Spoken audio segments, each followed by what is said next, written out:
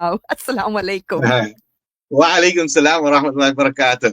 Jazakallah for that. Yeah, nice break. And yeah, lovely messages, very wonderful messages. It's good to have that kind of encouragement and motivation and support from everybody around, especially, the metrics they needed. So, to continue where we left off, we were speaking about multiple choice questions, and I, gave you a few. I said about the one hand method, rephrasing, putting circles around, and having some legs, and then just like that's like how we brainstorm, and then the answers will come from there. Or alternatively, a lot of students will already know that if you look for answers in other questions, very often you'll find it, for multiple choice questions.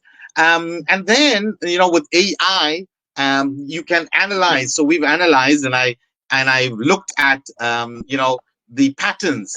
And when you look at the patterns, if you don't know the answer and you have to take a guess, according to the statistics, it says that if you have to guess, you should guess either B or C, because 70% of the time that will be correct. It's actually 40% of the time B is correct, based on the patterns of examiners over the last 10 to 15 years. And 30% of the time, C is correct. Okay. So that's a little bit about multiple choice questions. Let's move on to, reading and comprehension. Every exam, you're going to have two languages, and you're going to have these passages that you need to, read and answer questions about.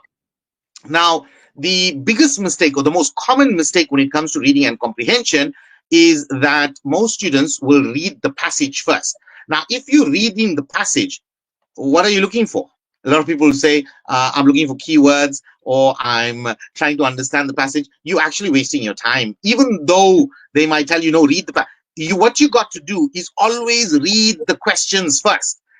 Even when you're learning, Sister Sumaya, a lot of people experience this. You read a book and you come right down to the bottom of the page, and then you can't remember what you read on the top, right? So what happens is you tend to go up, and that happens when we're studying as well. So the reason that happens to us is we forget very quickly, is because we don't have any questions. So when it comes to a comprehension paper, this is going to be your English, Afrikaans, or whatever languages you're doing, read the questions first and read it twice.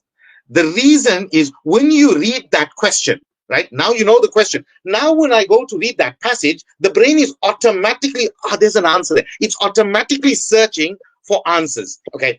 And it's very important that we also, here when it comes to reading and comprehension, again, remember the mark allocation. What I saw in my analysis using a lot of AI and technology is that a lot of people waste time. If that language and comprehension, or the comprehension passage, is 10 to 15 marks, we have them, they spending 20 to 25 minutes on a comprehension passage, when the marks are not that much. So make sure your marks and the times are aligned. Okay.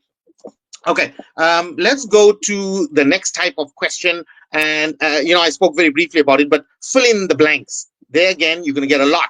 So very often you'll have a sentence and you just have to, fill in a word, or they'll have a phrase and you just got to fill it in.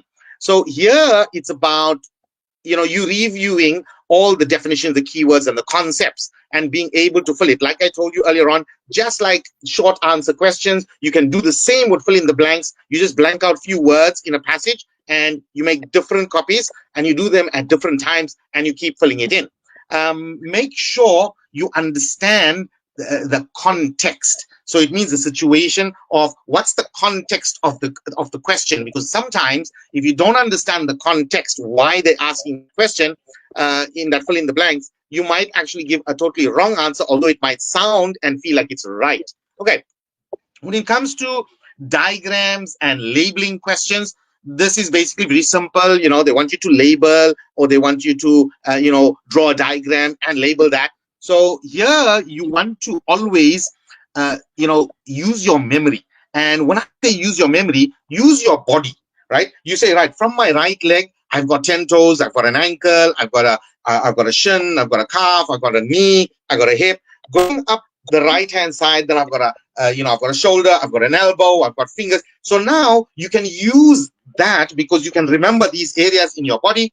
They're in your long-term memory. Now you use that to remember labels for diagrams, especially if it's, has a lot, like 5 to 10 or even 15 things that you need to label. So use your body. That's the most simplest way. And remember, it's not only your right hand side, you got the left hand side as well. So that's very important. Then you have calculation questions. Now, this is process information. This is, for example, your math, your chemistry, when when you have to calculate. So when it comes to process information, when we prepare for this, you have to know your formulas, you have to know your equations, and to prepare for it, the only way to prepare for process like the maths, where there's lots of calculations, right? You have to do a lot of practice.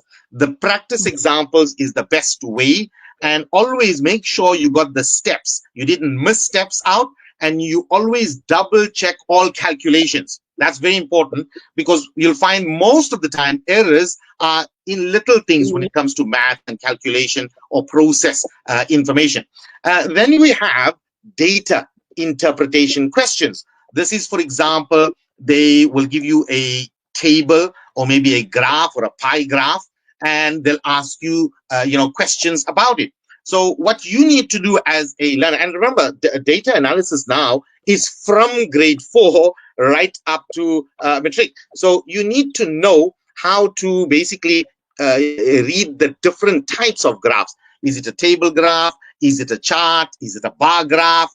And here they're going to ask you questions. They might tell you, okay, this student ate at this time, the other student ate at that time, and the third student, C, ate at this time. What are the common times? So they're going to ask you based on what they gave you. And it's all about you being able to analyze and interpret these kind of questions. It's all about interpreting data and analyzing. And by the way, just a side note, Sister Sumaya, with this advent of AI and the technology, one of the biggest careers that's going to be in demand now is data analysis. You'll find that businesses are there's something in leadership called now data-driven decision making. Why? They want to take all the data, analyze it, and make decisions based on that. So students, if you can learn how to improve your data interpretation, your data analysis questions, especially in maths, you're going to become very good, and that skill will become very sought after. The next question that I want to tackle is about essay writing or long question writing, where you're writing for, let's just say, for example, it's a 10-mark or 8 marks, and you've got to write out a whole lot for those 8 marks. How do I actually go about tackling these kind of questions? And that's why I say it's similar. It's quite similar to the essay writing. So the general rule, I would say, is about when you answering a long answer question, right, which is always more than 5 marks, you need to have paragraphs, right? So even in your essays, right, you're going to write your essays in paragraphs, right? So I'm going to dive between both long answer questions and essays, but I'll focus more on essays because it will help us to answer long answer questions as well. So when we're writing long answer questions, the paragraph needs to have a minimum of 5 sentences. Minimum 5 sentences. So every paragraph, this is a key, minimum 5 sentences. Your very first sentence is the topic sentence. Right? Very first sentence is the topic sentence. Now, here's the secret, listeners. Whatever you say in the topic sentence, after that, you need to give 3 reasons, 3 proofs, 3 examples of why you said that. I'm just using 3 as the example for you, but it can be 4, it can be 5, it can be 6, depending on the mark allocation, or if it's in the essay, depending on the word count. So whatever you said in the topic sentence, now I must give 3 reasons, 1, 2, 3, why I said that, or 3 examples or 3 proofs of why I said that. Now, in an essay, we all know an essay has an introduction, has a body, and has a conclusion. Okay, so if we gave, let's just say in the very first paragraph of the essay, my introduction, I had a topic sentence. Now I gave my first reason, I gave my second reason, I gave my third reason. Now I'm just left with, I need to conclude that paragraph. So every paragraph got the topic sentence, 3, 4, 5 reasons, examples or proofs of why you said that, and a conclusion. Now, your conclusion is basically you stating exactly what you said in the topic sentence, but you're saying it in different words. You're being strategic and smart about it. Okay. Now, let's talk about, now that we've got the first paragraph, that first paragraph with the first 3 reasons you gave. Now I'm teaching you how to elaborate so you're not stuck for ideas. And this is where most students, they get stuck in a long answer question or an essay question. They now want to think about, hey, what do I write? I don't know what to put. So already you've got the first paragraph. The first reason you gave in the first paragraph, that will become the topic sentence of the first paragraph in the body. So whatever you said as the reason, that now becomes a topic sentence in the second paragraph of the essay or the first paragraph of the body.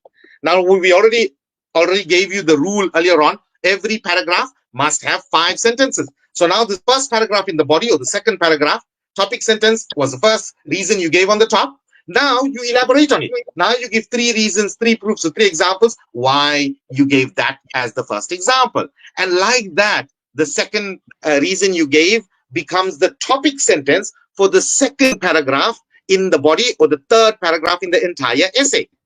And the third reason you gave in the introduction now becomes the topic sentence of the third paragraph. And then again, you elaborate, you give 3, 4, 5 reasons, proofs, examples of why you said that. And then you conclude. Remember what we said again?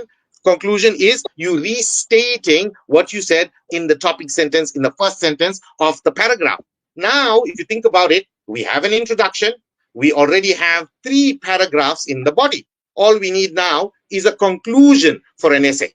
So all you do is you look at your introduction, and that entire introduction, your conclusion is basically you say the same thing, but in different words. You strategize and you use different words to say the exact same thing. Now, understand when it comes to essays, I just gave you a basic. I want to create a basic foundation for you, because then it gets higher. Now you get the 5 different types of essays. You're going to get a narrative, discussion, right? You're going to get the different types. There, it's about different tenses and different ways.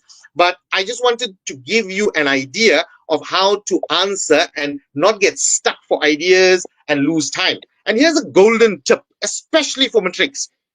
If you run out of time, if you ever ran out of time, and you were busy with an essay, or you didn't even start the essay, and the examiner's already said, right, time's up, pens down, write down on your answer sheet, ran out of time, and put down would have covered, and in just short point form, what points you would have covered in the essay.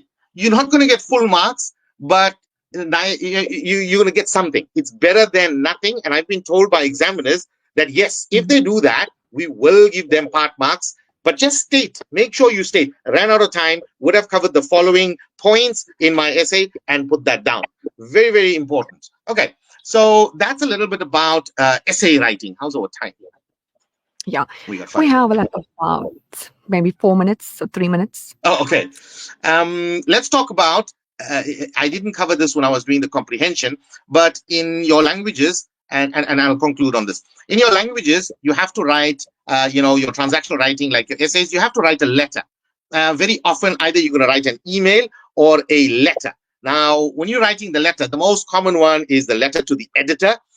Here, it's about 4 P's. So listeners, write this down. It's about 4 P's. The first P is plan. They want a draft, right? So I'm not going to worry about goes, where the address, this, that you need to know the format. The actual content of the letter, right, is basically, again, it's 3 parts: the introduction, the body, and the conclusion. So in a letter, after you've written, dear sir, let's just say, for example, it was a letter to the editor. Now, the second P, this is where you put this is the introduction in the content of the actual letter. It's basically praise. So the second P stands for praise. Whatever, you give some praise. If it was a letter to the editor, you give the editor some praise. You guys have always been keeping us in the loop of what's going on with our exams. You guys always post it. You give some praise for what they're doing.